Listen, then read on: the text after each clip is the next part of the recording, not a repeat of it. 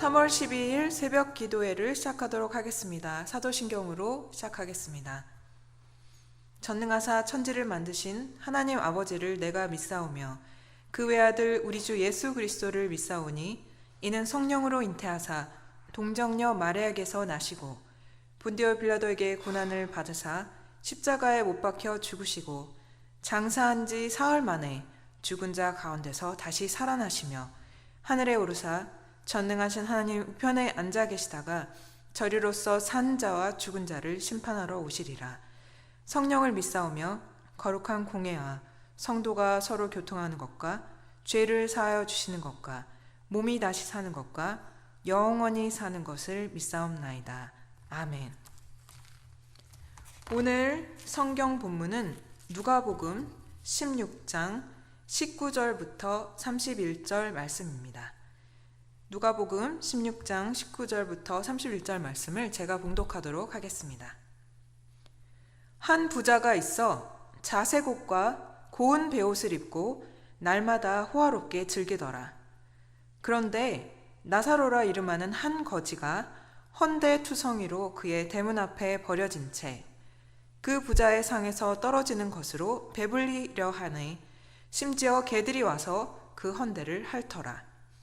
이에 그 거지가 죽어 천사들에게 받들려 아브라함의 품에 들어가고 부자도 죽어 장사되매 그가 음부에서 고통 중에 눈을 들어 멀리 아브라함과 그의 품에 있는 나사로를 보고 불러 이르되 아버지 아브라함이여 나를 긍휼히 여기사 나사로를 보내어 그 손가락 끝에 물을 찍어 내 혀를 서늘하게 하소서.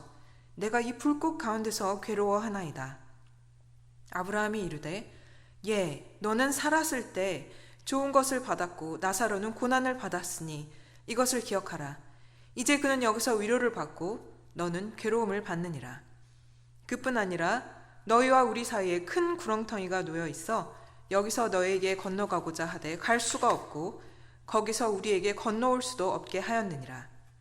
이르되 그러면 아버지여 구하오니 나사로를 내 아버지에 보내소서. 내 형제 5이 있으니 그들에게 증언을 하게 하여 그들로 이 고통받는 곳에 오지 않게 하소서. 아브라함이 이르되 그들에게 모세와 선지자들이 있으니 그들에게 들을지니라.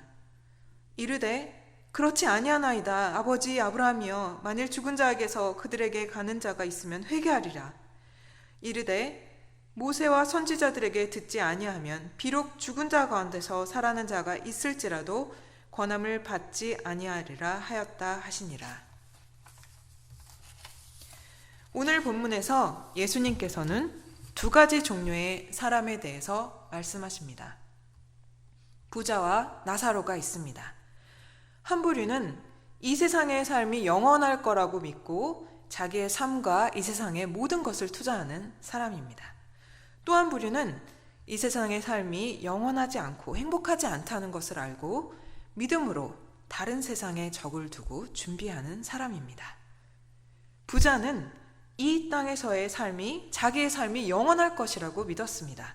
19절에 보면 그는 자색 옷과 고운 베옷을 입고 날마다 호화롭게 즐기며 살았습니다. 그것과 대조되게도 20절에 나사로라 하는 거지가 있었습니다. 그는 어떤 사람이었습니까? 거리에서 노숙자처럼 생활했던 것 같습니다. 그 부자의 집 대문 밖에 거리에 버려진 채로 부자의 상에서 떨어진 음식을 주워 먹으려고 하는데 개들이 와서 그 상처난 데를 핥았다라고 합니다. 얼마나 비참한 가운데 살고 있었는지 아시겠죠? 그런데 25절에 갑자기 반전이 일어납니다.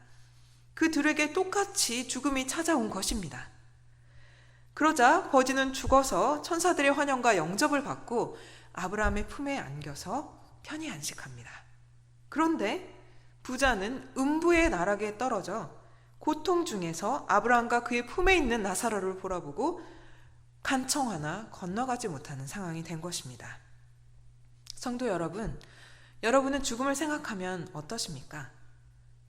혹시 죽음을 맞이하게 될지 몰라 두려워하는 마음이 있으신가요? 아무리 죽음이 사람들 모르게 갑자기 찾아온다 할지라도 준비된 자에게 죽음은 언제든지 달려나와 맞을 준비가 되어 있는 예정된 귀한 손님 같은 것이고 천국으로 입성할 복된 통로가 됩니다. 그러나 준비되지 않은 자에게 죽음이라는 것은 두렵고 끔찍한 것이고 싫고 뿌리치고 도망쳐야 할 정도로 두려운 현실인 것입니다. 준비된 자에게 죽음은 천국의 영원한 영광으로 인도하는 문이지만 준비되지 않은 자에게 죽음은 지옥의 영원한 고통으로 인도하는 문인 것입니다. 혹시 여러분에게 죽음은 달려나가서 반갑게 맞을 손님입니까? 아니면 싫고 두렵고 피하고 싶은 두려운 사자입니까? 인간은 누구나 예외 없이 단 한 번의 삶을 살게 됩니다. 그리고 그 삶 이후에는 영원한 두 가지 현실 중에 한 곳에서 살게 됩니다. 이 생의 삶이 끝나면 저 생의 삶으로 누구나 옮겨가야 합니다. 만약 아직 그렇다는 확신이 안 드시는 분이 있더라도 오늘 본문 말씀을 통해 그런 확신이 드시기를 기도합니다. 오늘 이 말씀을 통해서 우리에게는 지금의 삶이 중요하다는 것을 알 수 있습니다. 왜 지금 여기의 삶이 중요합니까? 바로 이 땅의 삶을 통해서 천국과 지옥이 결정되기 때문입니다. 꼭 천국과 지옥이 있어야 되나요? 아니, 기독교는 왜 사랑의 종교라고 하면서 끔찍한 지옥을 이렇게 얘기합니까? 이렇게 말씀하시는 분들이 꼭 있습니다. 왜 이렇게 질문할까요? 영원한 천국과 지옥이 있다고 하는 그 사실 자체가 불편하기 때문입니다. 임마누엘 칸트라는 철학자는 이렇게 얘기했습니다. 인간의 도덕이 성립하려면 사후생의 존재가 반드시 요청된다. 천국과 지옥은 반드시 있어야 한다.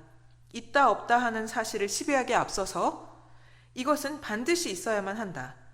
악한 자들이 처벌을 받아야 하는데 그것과 반하는 사회의 세상의 부조리를 볼 때, 또 불공평을 볼 때마다 잘 돼야 될 사람이 잘못되고 잘못돼야 할 사람이 잘 되는 이 세상의 오류를 볼 때 천국과 지옥은 반드시 있어야 한다라고 결론을 맺었습니다. 칸트는 철학자로서 단순히 이성적인 철학의 결론으로서 부조리 때문에 천국과 지옥이 있어야 된다고 말했지만 우리 크리스천들, 우리 그리스도인들에게는 성경에서 분명히 천국과 지옥이 있다고 말하기 때문에 그렇게 믿는 것입니다. 만약 하나님이 없다면, 정말 인간에게 심판이 없다면 이 세상은 얼마나 부조리하고 불평평한 곳이 되겠습니까? 소망이 없겠죠. 하나님이 없다면, 천국과 지옥이 없다면 과연 누가 하나님의 말씀 따라 살고 도덕적이고 윤리적이고 고귀하고 숭고한 가치를 따라 희생하며 살려고 하겠습니까? 하나님이 있기 때문에, 하나님 앞에서의 심판이 분명히 있기 때문에 우리가 이 세상을 더욱 의미 있고 가치 있게, 또 거룩하고 하나님께서 기뻐하실 만한 열매 맺는 삶으로 드리려고 하는 게 아닐까요? 한 가지 우리가 지옥에 대해서 알아야 될 사실이 있습니다. 바로 지옥은 제2의 기회가 없는 곳이라는 사실입니다. 두 번째 심판이 없습니다. 재심 청구도 없고 누구의 간청도 허락되지 않는 곳입니다. 24절 말씀을 보시겠습니다. 지옥의 끔찍한 고통 중에 부자가 눈을 들어 아브라함과 그의 품에 있는 나사로를 쳐다봅니다. 그리고 이렇게 간청합니다. 아버지 아브라함이여, 나를 긍휼히 여기사 나사로를 보내어 그 손가락 끝에 물을 찍어 내 혀를 서늘하게 해주세요. 제가 이 불꽃 가운데서 죽을 것 같이 괴롭습니다. 그러나 그의 간청은 허락되지 않습니다. 26절에 아브라함이 이렇게 대답합니다. 너희와 우리 사이에 큰 구렁텅이가 놓여 있어 여기서 너희에게 건너가고자 하되 갈 수가 없고 거기서 우리에게 건너오고자 할 수도 없게 되었다. 천국과 지옥 사이의 경계가 어떻다고 나와 있습니까? 큰 구렁텅이가 있어서 결코 아무도 가고 아무도 올 수 없다고 말하고 있습니다. 한번 천국에 가면 영원히 천국에서 살아야 하고 한번 지옥의 나락에 떨어지면 영원히 지옥에서 살아야 하는 것입니다. 하나님의 판결은 의로우시고 항상 옳으시고 영원하시기 때문에 그 누구도 하나님의 판결을 뒤집을 수는 없는 것입니다. 그곳에서 아무리 뒤늦게 후회해 보아도 소용이 없습니다. 부자를 보십시오. 27절, 28절에 마치 그는 이렇게 말하는 것 같습니다. 하나님, 지옥에 와서 보니까 정말 성경에 말한 대로 고통이 너무나 확신합니다. 제가 세상에 사는 동안 친구들이, 가족들이 그렇게 교회 가자고 권하고 예수님을 믿으라고 했을 때 제가 믿지 않았던 것을 용서해 주세요. 제가 돈이 넘쳤음에도 불구하고 나사로와 같이 제 주변의 가난한 자들을 돌아보지 않고 도우지 않고 이기적으로 살았습니다. 용서해 주세요. 이제 제가 예수님을 믿겠습니다. 제발 제가 다시 나가서 5명의 형제들에게 복음을 전할 수 있게 한 번만 기회를 주십시오. 이렇게 진심으로 간청해도 소용이 없었습니다. 천국과 지옥이 영원히 단절되었다는 것은 지옥에는 결코 2번의 기회가 없다는 것을 말합니다. 그래서 지옥인 것입니다. 이 본문이 오늘 우리에게 시사하는 바는 무엇입니까? 네, 그렇습니다. 우리는 절대로 지옥에 가서는 안 되겠죠. 또 우리 주변에 믿지 않는 이들을 볼 때 정말 그들이 지옥에 가지 않기를 간절히 원하는 마음으로 기도하고 지혜롭게 청하고 또 청하고 또 청해야 하는 것입니다.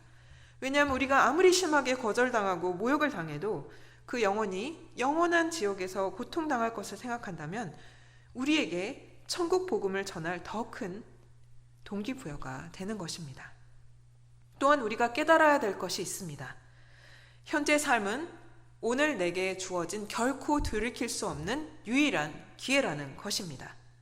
25절이 이렇게 아브라함이 부자에게 말하고 있습니다. 예, 너는 살았을 때 좋은 것을 받았고 누렸지 않니? 나사로는 고난을 받았으니 이것을 기억해라. 이제 그는 여기서 위로를 받고 너는 괴로움을 받느니라.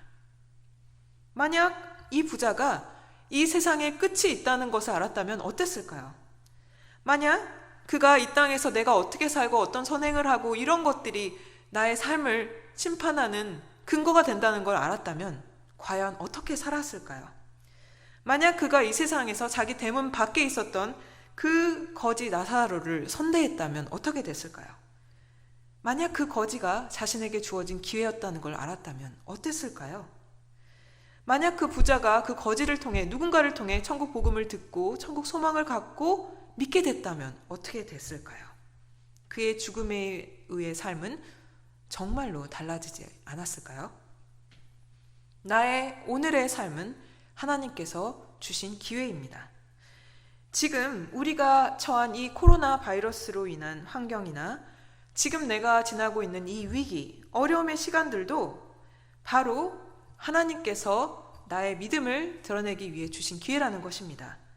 내 옆에 하나님께서 허락하신 이 어려운 형제 자매들, 나에게 도우라고 주신 기회인 것입니다. 바로 나의 믿음이 이러한 사람들과 환경을 통해 연단받고 하나님께 정금 같은 믿음을 들어 보일 수 있는 기회가 되는 것입니다. 이 사실을 잊지 않으셨으면 좋겠습니다. 우리가 어떤 어려움과 환경에 있을지라도 믿음으로 반응하고 내가 가진 작은 것들을 필요한 자들에게 나누면서 하나님을 위해서 죽어가는 영혼들을 살리는 일을 많이 하시는 저와 여러분이 되었으면 좋겠습니다.